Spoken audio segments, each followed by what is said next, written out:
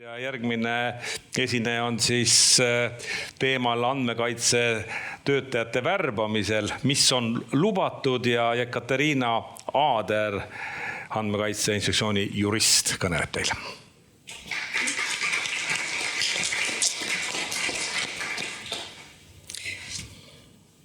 Tere ja aitäh tutvustuse eest. Tänane minu ettekanne on veidi sisukam ja räägin siis teie andmetöötluse nõuetest töötaja otsingutel. Ja ikka ja jälle alustaks ikkagi kahest põhilisest sambast. Need on siis andmekaitse põhimõtted ja õiguslikud alused, mis teineteisega on väga tihedalt seotud, nagu Gretel siin eelnevalt tutvustanud. Ja tihtipeale millegipärast arvatakse, et kui kandideerimisavaldus on tööandjale lauale ilmunud, siis on tööandjal järgmisena oma voli või siis vaba voli otsida kõiksugu andmeid selle kandidaadi kohta. Tegelikult see nii ei ole, et kandideerimisavalduse saamine või siis dokumentide saamine ei tähenda otse kohe, et võib igasuguseid asju vaadata ka taustaks või siis laiemalt. Või kui ei olegi soovi üldse töödelda või värvata, siis tegelikult ka seda omal algatusel kandidaadi avaldust ei tohiks edasi töödelda.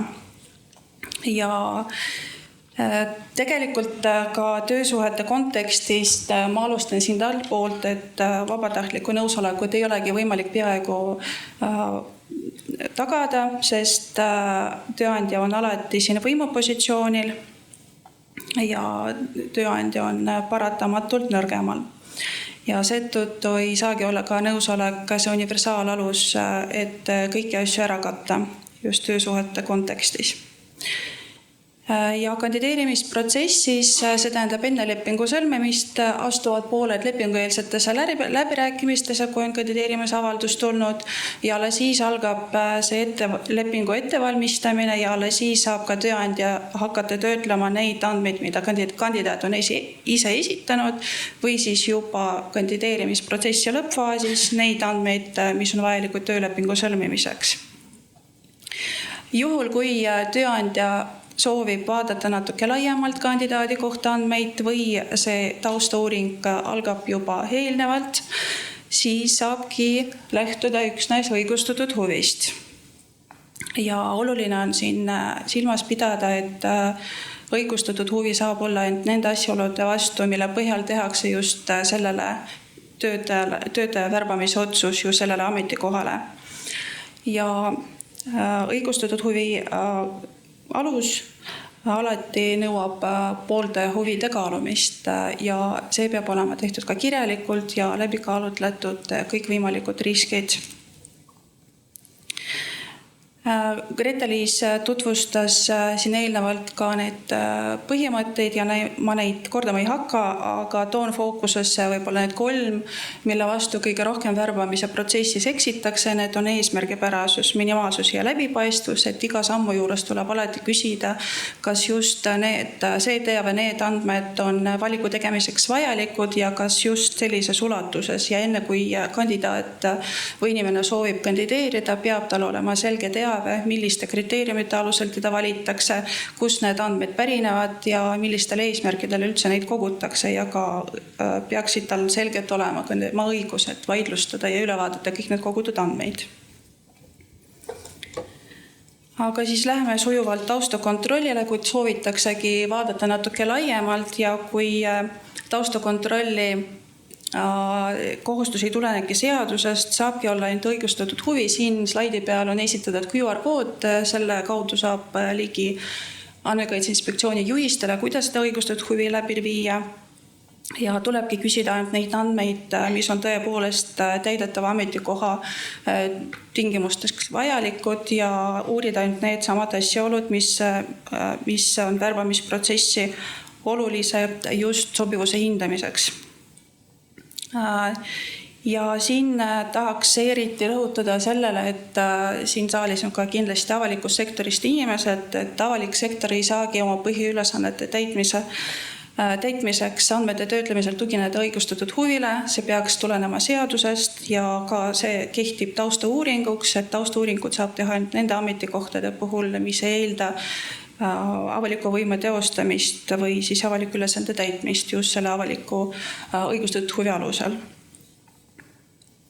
Aga mida siis tuleb küsida, mis need siis piirangud on? Et eelduslikult puudub õigustatud huvi just selliste asjaolude vastu, mis on ebaproportsionaalselt töölesoove ja eraelu riivavad, ehk siis näiteks perekonnaseis, laste olemasolu, hobid ka siia kuuluvad, või siis ei ole seotud täidetava ametikohaga ja andmed, mille suhtes ei tohiks ka huvi tunda, kattuvad tegelikult ka sellega, mille alusel ei tohiks värbamisprotsessis inimest diskrimineerida. Need on rahvusrass, usutunnistused, veendumused, sugu, vanus, varaline ja sotsiaalne seisund ka. Ja oluline ka tähelepanu pöörata, et õigustatud huvi alusel ei tohiks küsida ka terviseandmeid ja need kuuluvad eriliigi isikuandmete hulka ja nad suuremas ulatuses kattuvad ka nende diskrimineerimistunnuseid omavate andmetega. Ja kus siis võib vaadata, mis need allikad võiksid olla?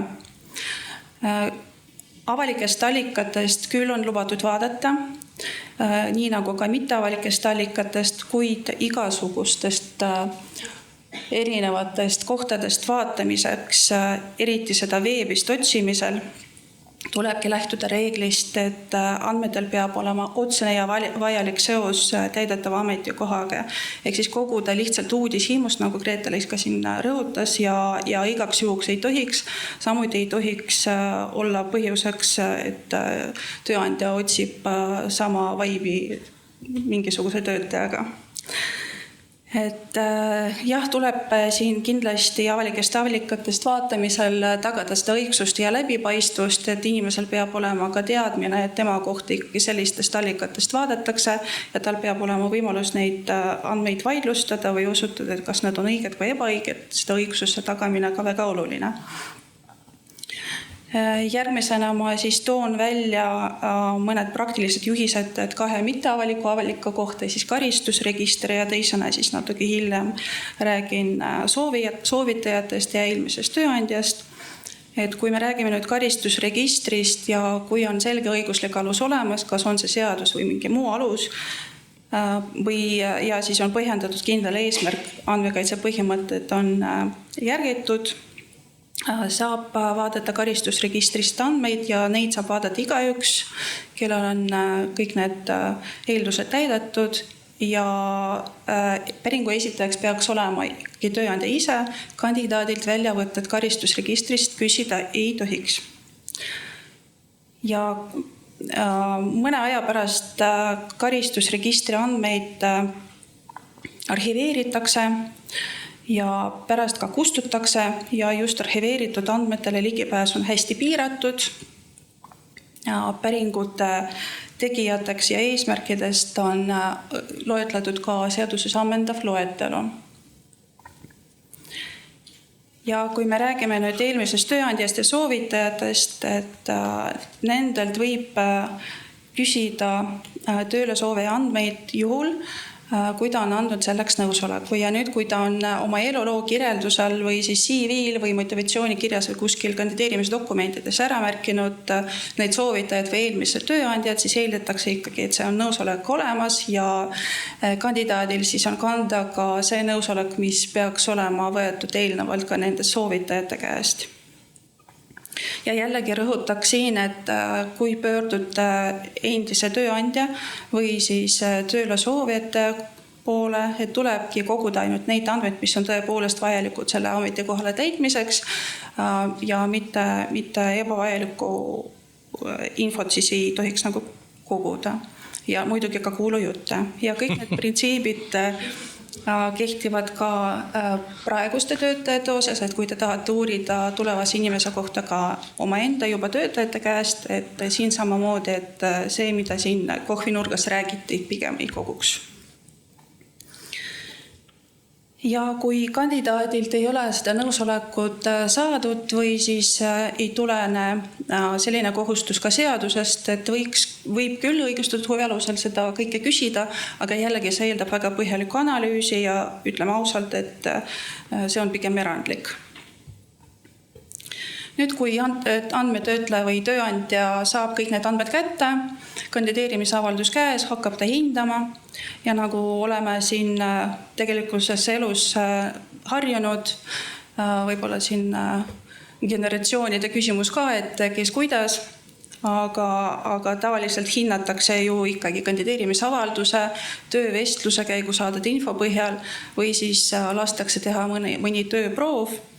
Aga siin tehnoloogia arenguga ikkagi viimasel ajal üha rohkem kasutatakse mõningaid algoritme, et hinnata kandideerijaid, siis kasutatakse nii teste, platvormipõhiseid tööproove või siis värbamistarkvara, mis saab kas hinnata või siis kandideerimisavaldusi sorteerida. Ja nendest siis natuke räägin ka.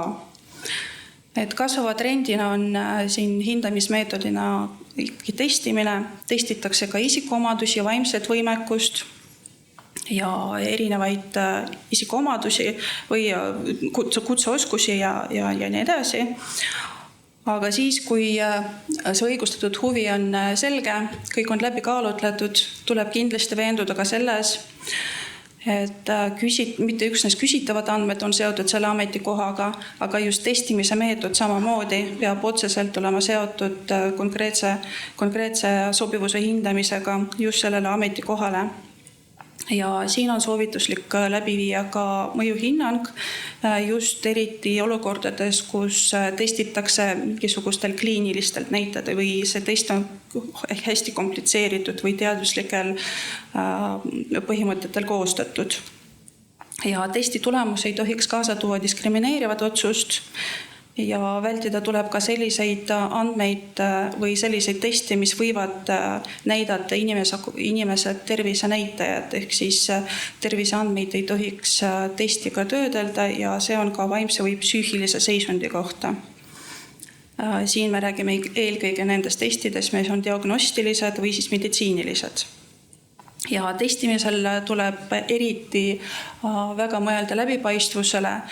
Enne testi tegemist peab kandidaadil olema selge teave, et seda tehakse, millisel meetodil, millised kriteeriumid on seal kasutusel võetud. Ja kui hindamisel kasutatakse mõnda algoritmi, siis tuleb ka arvestada automatiseeritud andmetöötlusega, millest ma räägin nüüd järgmisena. Automatiseeritud väga tihti mitte üksnes hinnatakse, vaid ka need on vaikimise võivad olla ka värbamise tarkvara sees juba, kus saab ka sorteerida või järjestada need avaldusi. Ja sellised lahendid võivad tuua isikuandmete üldmääruse keelu all oleva automatiseeritud andmetöötluseni. See tähendab, et sellisel andmetöötlusel inimene ei osale, et inimsekkumisel ei ole ja see otsus mõjutab kandidaadi inimest oluliselt või toob õiguslikku tagajärge. Ja üldreegel on see, et üksnes automatiseeritud otsust ei tohiks teha, just nimelt sellepärast, et ta võib tuua sellist negatiivset tagajärgi inimesele. Ja nagu tavaliselt üldreeglitest on olemas ka erandid ja siin on neid ainult 3 võimalikku. See on nõusolek, seadus ja siis lepinguline alus. Aga kuivõrd nüüd töösuhetes tavaliselt nõusolekut või üldiselt ei saagi pidada vabatahtlikuks ja seadusest teada olevalt sellist volitust ka ei tule. Üks ainus võimalik kriteerium või erand siin saab olla üksnes lepinguline alus, aga see on ainult siis, kui on tõendatud vajalikkus. Vajalikkust siin tulebki hinnata väga rangelt ja proportsionaalsust ja ka kaaluda alternatiive, kui sama eesmärgi saavutamiseks on mõned vähem riivamad meetodid või siis saavutamiseks ka võib-olla nagu muu tõhus vahend, siis ei saaks pidada seda vajalikuks. Tavaliselt võib automatiseeritud tööriistad olla põhjendatud just nimelt siis, kui kandideerimisavaldusi on hästi palju, siis saabki neid kasutada kas eelsõelumiseks või sorteerimiseks, järjestamiseks. Ja kindlasti tuleb siin tagada ka kaitsemeetmeid, suurendatud läbipaistvust, teavitada ja peab olema lihtne võimalus sellist otsust vaidlustada ja võimaldada siis inimsekkumist, et inimesel peab olema otsene kontakt inimesele. Peab olema õigus otsesele kontaktile inimesele ja see ei ole üksnes formaalselt, inimene tõepoolest peab siis vaatama läbi otsust ja siis üle hindama.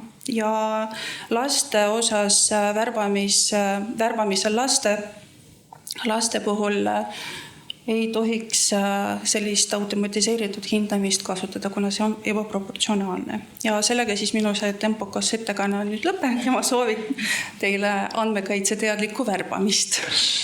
Nii, aga enne veel, meil on tulnud ka küsimused siin slaidil oli, et ei tohiks küsida inimeselt tema hobide kohta, samas tööandjana soovin, et inimest ka veidi laiemalt tundma õppida, et aru saada, kas inimene sobib meile tööle. Ja see on väga levinud küsimus tegelikult, et päriselt välistatud hobide küsimine võib-olla ei ole, aga samas tulebki hinnata, kas on see proportsionaalne sellele ametikohale. Et kui ametikoht ikkagi ei eelda mingit sellist teavet, siis tegelikult ei saagi küsida, see ongi ebaproportsionaalne tema eraelu sekkumine. Aga kui me räägime näiteks sellistest ametikohtadest, mille vastu on kõrgendatud avalik huvi, siis võib olla põhjendatud. Nii, selline küsimus veel. Kas see on tavapärane, et värbamisel lihtsalt uudishimust inimese kohta igasugust infot otsitakse? Kuidas kandidaat sellest üldse teada saab, et seda vaidlustada? Kõik oleneb sellest, et kus te vaatate, et mõni ikkagi keskkond näitab, et keegi on sind vaadanud, aga mõni ei pruugi näidata. Ja üks küsimus veel, mainisite ka registripäringu tegemiseks muid õiguslikke aluseid peale seaduse. Mis need muud õiguslikud alused on? Kui seadusest ei tulene konkreetset alus, siis võib tugineda küll õigustatud huvile, aga jällegi see eeldab põhjaliku analüüsi. Nii, aga see on siis selle ettekande poolt kõik, nii et Katariina Aader, suur aitäh!